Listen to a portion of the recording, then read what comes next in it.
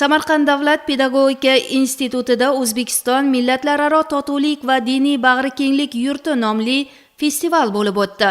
Tadbir yurtimizda yashayotgan barcha millat vakillari o'rtasida ahillik, do'stlik va o'zaro hurmatni keng targ'ib etishga qaratildi. Unda turli millatlarga mansub talabalar ishtirok etib, o'z milliy urf-odatlari, kiyimlari va raqslarni namoyish etishdi. Tadbirda ta'kidlanganidek, O'zbekistonda har bir millat vakili o'z tili, madaniyati va an'analarini saqlashi hamda rivojlantirishi uchun keng imkoniyatlarga ega. So'nggi yillarda mamlakatimizda bag'rikenglik siyosati, millatlararo totuvlik va dinlararo hamjihatlik yo'nalishidagi islohotlar keng ko'lamda amalga oshirilmoqda.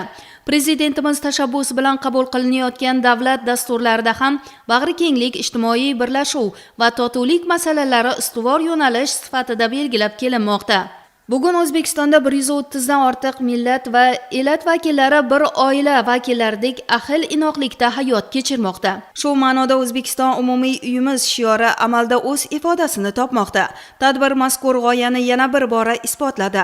Festival yoshlarda do'stlik, bag'rikenglik va hamjihatlik tuyg'ularini mustahkamlab, mamlakatimizda barcha millat vakillari uchun teng sharoitlar yaratilgani va bu siyosat amalda o'z samarasini berib kelayotganligini ko'rsatdi.